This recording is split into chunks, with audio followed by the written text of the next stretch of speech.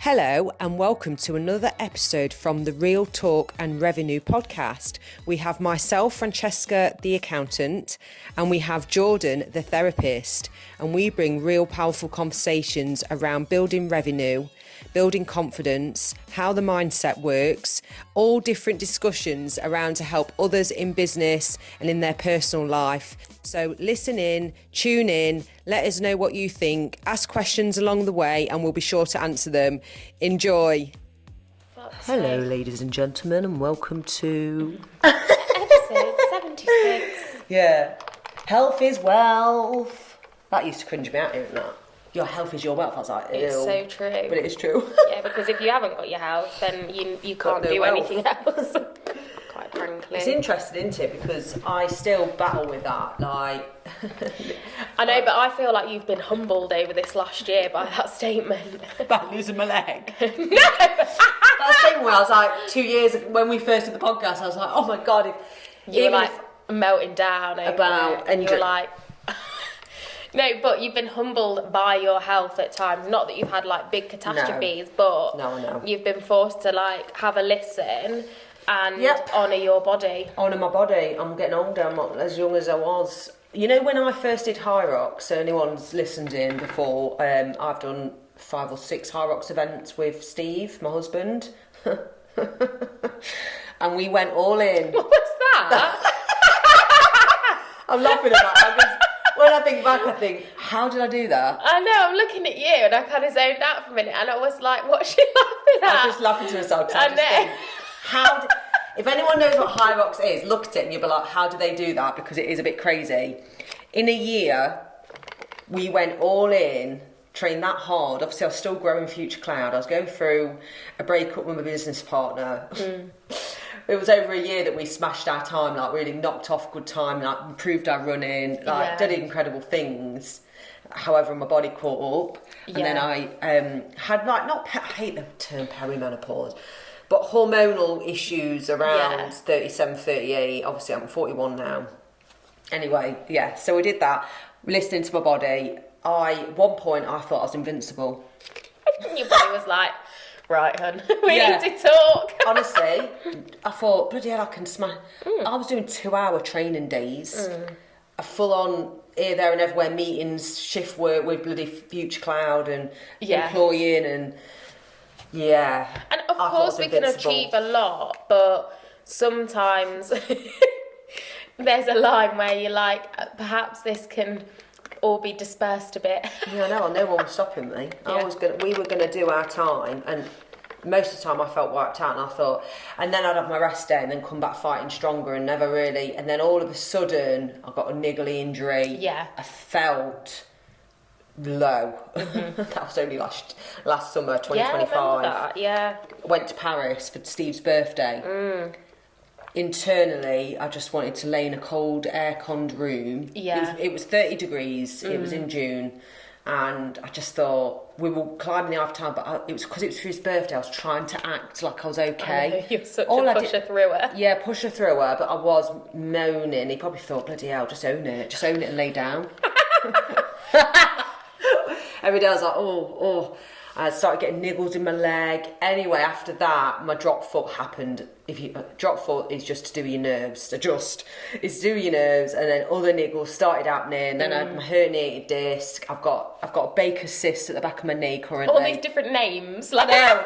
I've researched to the ills of my Baker's this and drop foot that. Drop foot and bloody nerve pain. So it's not been pleasant. But what it has brought me to is a bit more calming exercises, my Pilates. Yeah, absolutely. HRV, looking into my Whoop. I've got my Whoop now. If anyone wants a Whoop, I'm going to get you on one. You can use my code. Please have one.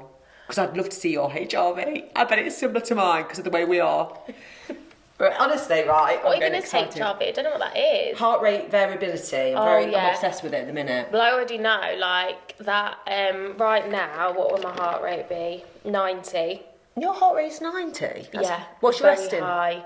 90 My watch will tell me, no, it's not resting, but when I'm up and about, it's not uncommon for that to be on 102, I'll tell you. All right, that's not bad, is it? It's just very high for, like, not doing very much. Okay, get you. Do you know what I mean? Yeah, but yeah. my resting heart rate, I think it's, like, late 60, 70. That's not bad. Mine's around 59, I think. But yeah, it would be chaotic as fuck. Right, okay. Yeah. HRV is your balance between your heartbeats, I think. I don't know. Right. I can't even. I've read it so many times. I still can't get my head around it. But it can be to do with your body being in your nervous system. Fight or flight. Fight or flight. Which, yeah. oh my I God. would know mine would be. I just would be not intrigued. where I'd like it to be. Let's say. And I met a very successful business owner yesterday, and she's got an aura. I said, right. Oh yeah, the ring. Yeah. Oh. You'd probably suit that. Yeah. She looked lovely. It just suited her. I was like, oh. That's a really good indicator as well against Whoop. Whoop's more fitness, Aura's more like your daily hormonals. Yeah, I prefer that. Yeah. So I was like, and I know her personality type. I can see what type she is because she's similar to me. Yeah. I said, what's your HRV? She was like, what are you on about? So I said, have a look in your thing because it's good for HRV. And she said, I think she's 21. It's like the same as mine. Well, mine's at my lowest. Yeah. I said, I knew that. So I think there's a bit of research that's going to come through the type of people or neurodiverse people. And I feel like what it's indicated to me, and it's no worries. Oh, yeah. Because mine's not jumping up from 90 to 30 or whatever, because my average is around 29, 30 now.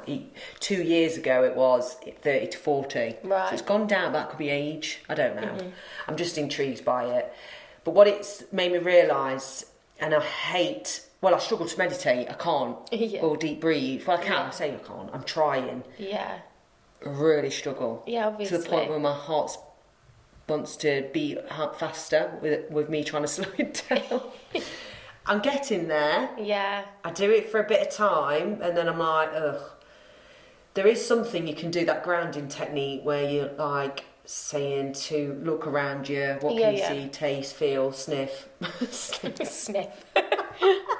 Anyway, that does work. Yeah. It's brilliant. It does work. I've done it once where it really calmed me down. It's finding what works for you. That's... Yeah, and I do, and I'm going to say now, all of a sudden, because I've done it, it does work. It's good for you. It's really good for you, yeah. But I used to go, as if. I know.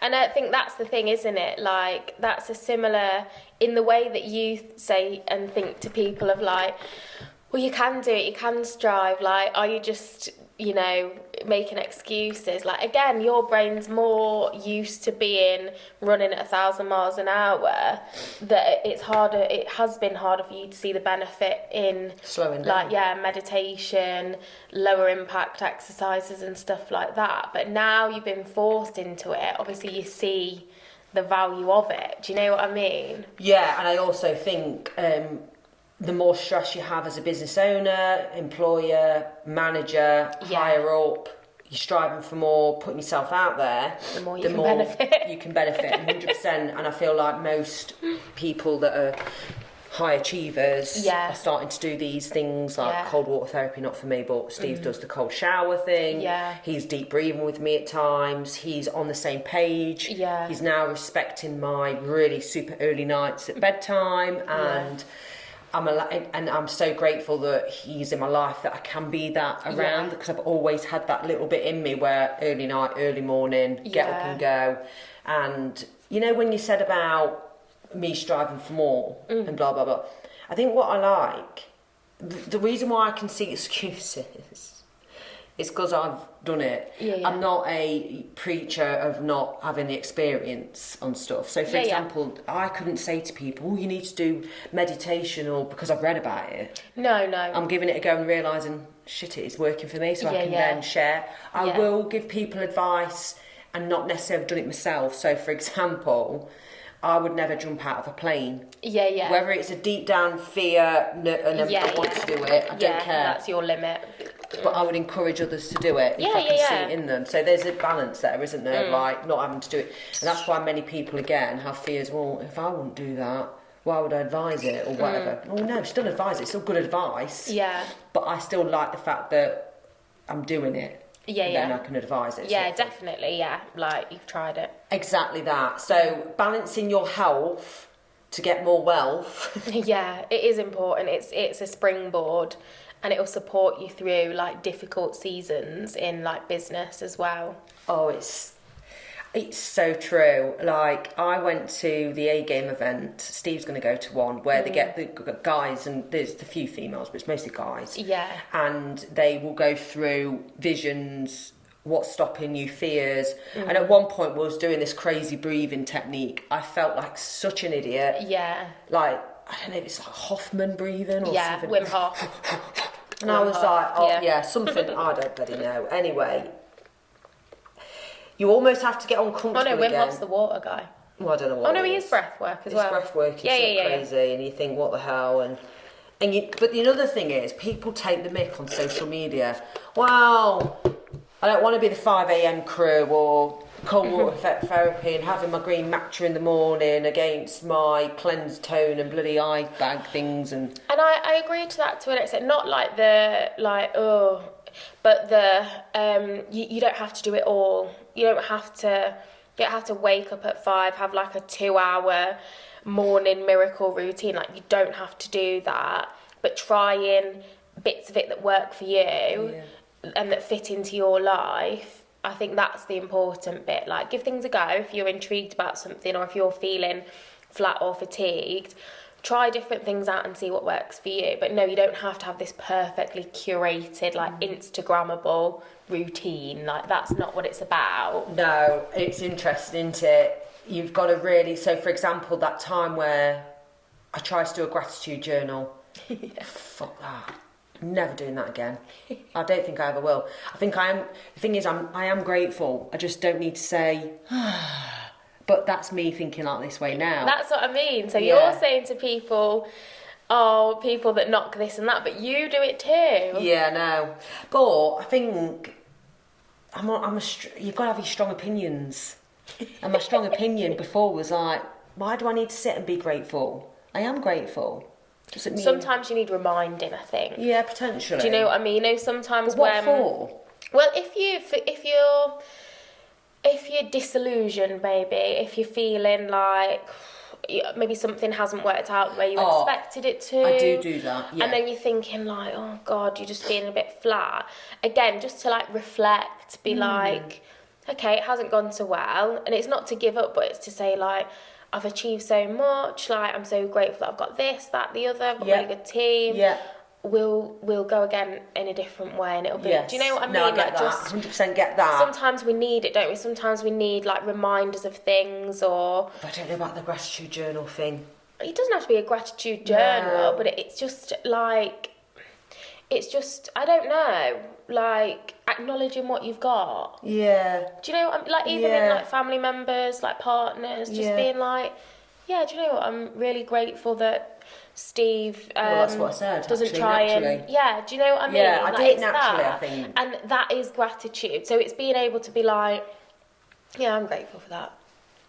Do you know what I mean? I am grateful. 100%. And I think you can be careful not to do tick box exercises, which I was trying to do and fit it's in not this about mold. that. It's got to come from a natural place for me, not be forced. Yeah. And it's building the habit. Before you really enjoy something or it speaks to you, sometimes you do have to give it a go, don't you? Like gratitude or I don't know, like cold water or breath work or whatever. Sometimes before you can appreciate it, you do need to curiously go, I'll try it. Yeah, I'll try that. Yeah, 100%. And then, like you say, it's not just like, right, well, I've done that. It's like, oh, actually, that made me feel a bit better. I like that. That works for me. I'll adopt that habit. Yeah. And then for other things, like gratitude for you, just think, like, I'm not going to do a gratitude journal. That doesn't, like, work for me. But actually, I'll just, like, remind myself of the things that I am grateful for every now and again, which you do, like you say. Exactly that. So it's finding your own flow of things. Like, you don't have to label it. Some people have done these sorts of fashionable habits forever, but they've never labelled it as like... Potentially, actually. I'm doing breath work or I'm doing cold water therapy, but they've always had like a cold shower at the end, and all of a sudden somebody talks about the benefit of what they're enjoying, then it gets a name. And that's when it becomes fashionable and people, again, experience the benefit of it. Yeah, no, that's so true, actually. And I think that's good. Part of my... So people start to talk about morning routine. About 4 years ago on LinkedIn, there was a woman that she was just like building this morning routine. I'm like, God, I've had a morning routine for years. Yeah. And again, like, everybody has got a morning routine to a degree. Yeah. But some people might not be supporting them. Like my morning routine might be like get up, stay in my pajamas for 3 hours and eat a fry-up every morning. Yeah. It's not, but I was going to say. Can you imagine? That is a morning routine, but it's not necessarily supporting. Yeah, well, yeah, exactly. When you say morning routines... Yeah, people actually mean like these health and wellness things. Health and wellness, having that, all your supplements, drinking that pint of water, getting the sunlight on your face. Yeah. So, for example... Steve now is going through a stage, and I love this. Even though I'm not doing it, I'm inspired by Steve at the minute. Yeah. I said this to him last night. You're inspiring me. Yeah. And he was like, oh, because he now like silly little things, but he's sticking to it. Getting up in the morning. I've got a lot of respect for people that stick to things. Yeah. He's like sticking to having a coffee 90 minutes after he's woken up. He's trying to get 2,000 steps done in the morning before he has his breakfast. And I just really feel inspired. And then I'm laughing because I've eaten chocolate next to him and stuff like that. But I'm like watching him, and then he's being really consistent with social media, and he's like pushing his boundaries. I love that more than what I realised. Yeah. Because I like people, but it's nice when I see somebody sticking to something that's outside the norm then. I think it's that like willingness to change. And again, that like growth mindset. You call it what you want. It's it's a very, very good trait in a person because it shows like flexibility and adaptability.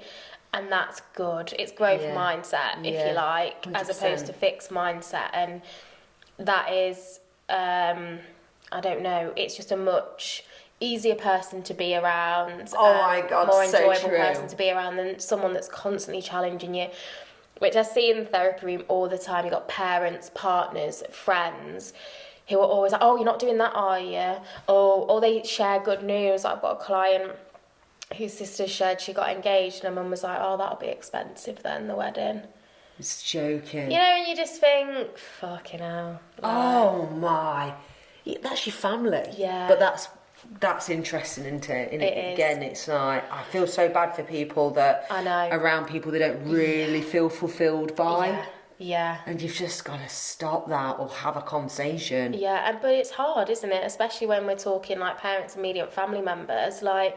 But that affects your health, mental health. It does affect your health, but again, as a society, and we've spoken about this before as well, haven't we? Like, people, culturally, we have this thing of like, well, they're your family. Doesn't matter who they are or how horrible you are, they're your family at the end of the day. So you've got to show up for them. Yeah. You know, it's like, no, relationships are nurtured. They've got to be mutually respectful. Doesn't matter whether it's your mum, brother, sister. Like, and again, like, it can be extremes, can't it? But if it means that you have to limit your interactions or time spent with certain people for your own health, you're so true, actually. So be it. But of course we struggle with that because we feel guilty because of these inherited values around family, like culturally inherited values. Yeah. It's very difficult. What I've learned as well, that is part of your health, and you can, if you hone those sorts of things that impact your mind, you're not going to strive in your business or in your careers because you've got your personal impact. Yeah. So if you're going home to an unhappy marriage or struggling with the kids somewhere down the line, but you haven't got the support, because we all struggle with kids, I know that, 'cause I've done it, and you haven't got the support. I feel like as a person, individuals, if you could just be that, if you've got that determination, no matter what happens, and you've not got a timeline, you'll still make it, I think the better. Yeah. Without the pressure of it's got to be in a year, obviously. So I do believe that people that even do the small, consistent nurturing on themselves, then that will change your relationships. And go through an uncomfortable stage, whether that's being single for a while, or I don't know, being in a new group of friends, or like, for example, this is really random, but even the thought of like, I want to learn how to play paddle properly, but I want to do it with someone one-on-one. Even the thought of that makes me feel like, oh, what's the point? Effort. And then I'm like, actually no, because of that, you know, at this. But you can, your mind will tell you to stay comfortable. Don't bother. the cost of it. But those things that you've done that have been uncomfortable will give you that strength in other areas. Yeah. So true. Yeah. And I can really say this because I've done all sorts of different things. What about when I learned to swim? Yeah, I remember that. I don't know how... The effort that to go into bloody water and dry yourself after and all that shard for half an hour. I actually don't like swimming unless it's randomly open water Makes me or cringe. on holiday, but I hate swimming otherwise. Hair on you and... It's disgusting.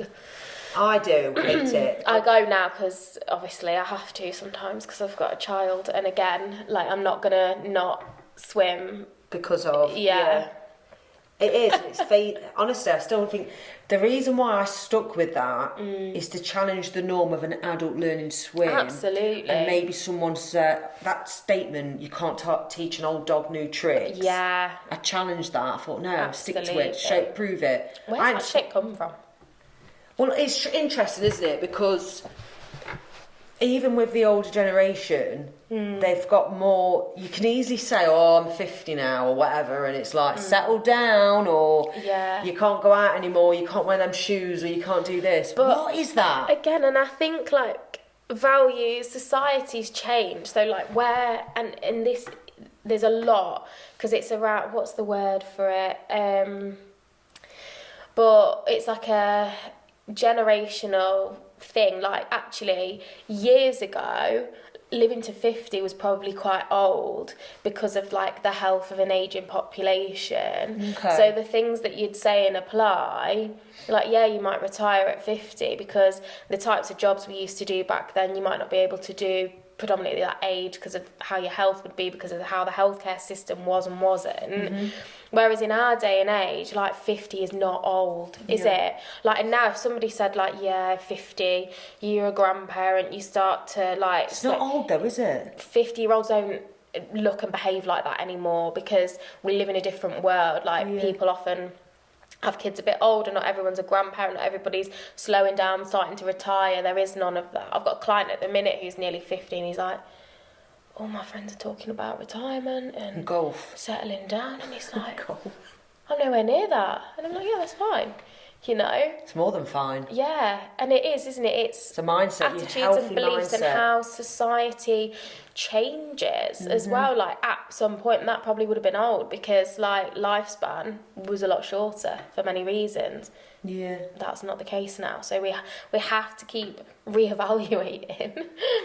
Don't we? Like the sayings that we live by, like the facts and the figures and whatever, and just like how people feel and what they want to do. Like, some people now retire at 30, like, that's fine. Yeah, if you can. Yeah, but then they might be spending a lot of mental capacity.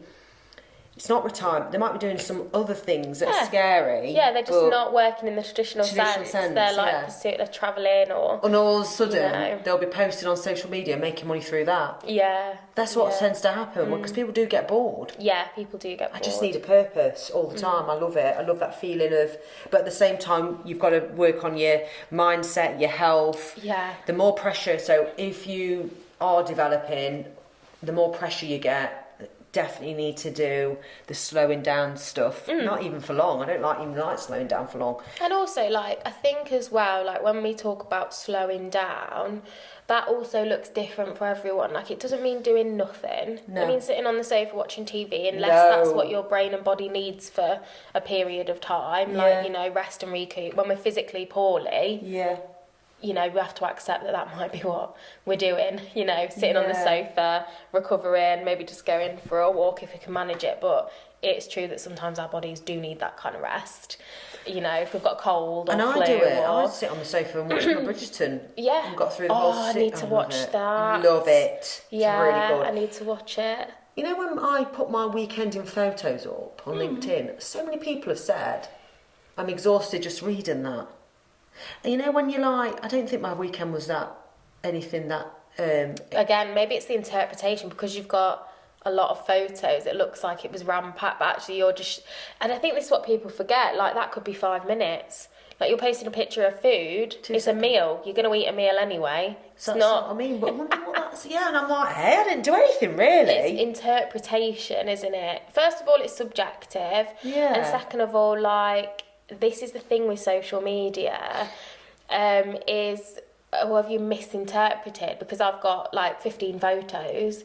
Do you think I've done like 15 things? Activities? Yeah, well, like, you haven't. Do you know what I mean? Sometimes you post him on a walk, you've picked up a coffee, you spent time with Steve, or you've seen a friend. All normal things, so I'm just sharing the journey. Yeah, like, so it's that misinterpretation of like, oh, look how busy she's been, she's done this. No, you're just like breaking Nothing's down. pretty looking. It's not like I'd set the dinner up and it's all... But even if it was, like... Yeah, true. Do you know what I mean? That's how things can be misinterpreted. Yeah. And on the flip side, people understand, like, that curated photo that you think was taken in one snap might have 1,000 outtakes. Again, like, someone's misinterpreting the ease of that picture or the busyness of your Or stack. just remembering to take a photo. People are like, how does she remember?